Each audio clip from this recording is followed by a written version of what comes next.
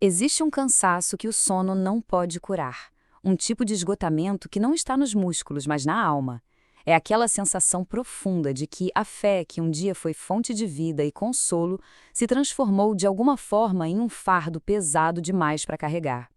Se isso ressoa no seu coração, saiba que não está sozinho. Graça e paz, estudiosos da palavra. Sejam muito bem-vindos ao canal Mestre da Didaqui. Se o seu desejo é sair da superficialidade espiritual e construir uma fé que seja inabalável, sólida, verdadeiramente bíblica, você chegou ao lugar certo. Antes de mergulharmos nesse estudo tão necessário, já peço que deixe o seu like, inscreva-se no canal e compartilhe este vídeo com alguém que talvez precise ouvir essa palavra. E se quiser se aprofundar de verdade, conheça todo o material da nossa Escola de Desenvolvimento Cristão Mestre da Didaqui. O link está aqui na descrição. Essa é a pergunta que vamos explorar hoje. Porque essa exaustão da alma é uma experiência real, embora muitas vezes silenciosa e solitária. É um estado em que a alma se sente completamente drenada, mesmo quando o corpo teve o seu descanso. Como isso é possível? Então, vamos mergulhar nesse tema. Nós vamos destilar aqui os pontos centrais de um profundo estudo teológico sobre como navegar nesse estado tão desafiador do esgotamento, mas, mais importante, como encontrar um caminho de volta para a renovação. E veja, esse sentimento não é uma invenção moderna. A teologia medieval já tinha um nome para isso: ascedia. Era descrita como uma apatia, uma tristeza inexplicável diante das coisas de Deus. O monge do século IV, Evagrio Póntico, foi ainda mais poético. Ele a chamou de o demônio do meio-dia. É aquele torpor que chega no auge da jornada, quando o sol está forte e nos faz questionar se todo o esforço espiritual vale mesmo a pena.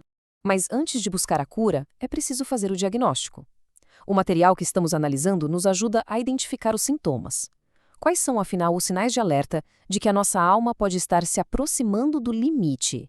Vamos olhar para esses sinais com honestidade. A leitura da Bíblia virou só mais uma tarefa na lista de afazeres?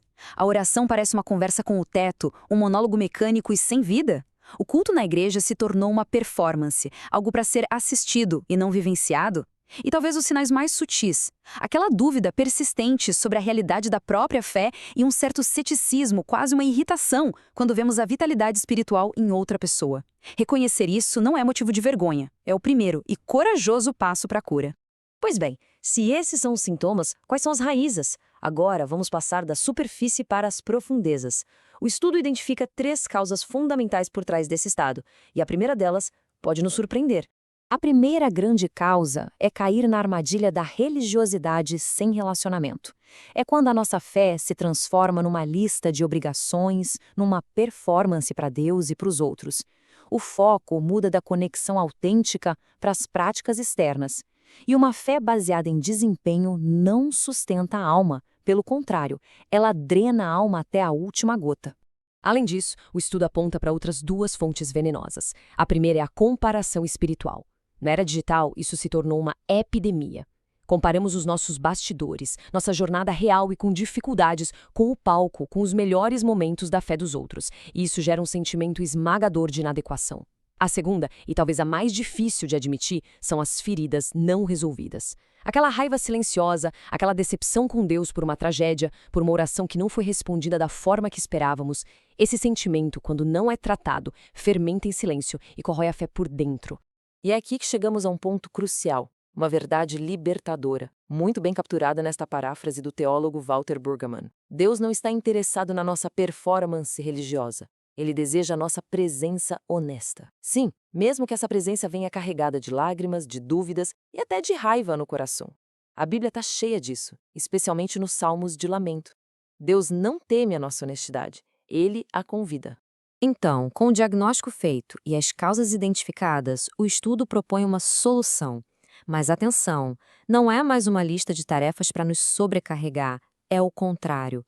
É um convite, um caminho prático para a redescoberta e a renovação. Esse caminho se desdobra em 4 práticas. A primeira é a da honestidade radical, usando os salmos de lamento como um guia para derramar tudo diante de Deus sem filtros. A segunda é redescobrir a criação, a prática da contemplação, de encontrar a majestade divina num nascer do sol, numa flor, tirando o foco de nós mesmos. A terceira é recuperar a palavra através da Lectio Divina, a leitura sagrada, que não é sobre estudar para pregar, mas ler para ouvir, para encontrar. E, por fim, retornar à comunidade, quebrando o isolamento que é o combustível perfeito para o esgotamento. E é fundamental que se entenda a intenção por trás dessas práticas. O objetivo aqui não é criar uma nova disciplina pesada para sua rotina já cansada. O objetivo é exatamente o oposto.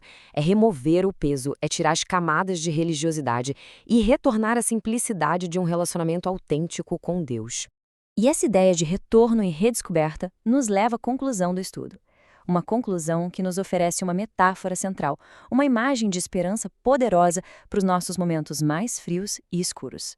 E a imagem é esta: mesmo quando o fogo parece ter se apagado, mesmo quando tudo o que se vê são cinzas frias, a brasa ainda está lá. Ela nunca se apagou de verdade. A fundação da fé, aquele primeiro toque do Espírito, por mais coberto de cinzas que esteja, ainda retém o calor divino. A análise termina com essa promessa gloriosa de Filipenses. Ela nos lembra que a perseverança da nossa fé, no fim das contas, não depende unicamente da nossa força, mas da fidelidade daquele que nos chamou e que começou a boa obra. A obra não foi abandonada. A brasa ainda está lá. O aprendizado não para por aqui.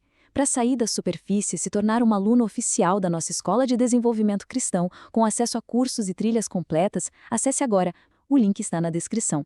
Não saia deste vídeo sem deixar o seu like, se inscrever no canal e compartilhar este estudo. Que a maravilhosa graça de Cristo, o amor de Deus Pai e as consolações do Espírito Santo guardem a sua mente e o seu coração. Edifique sua vida com propósito. Até o nosso próximo encontro.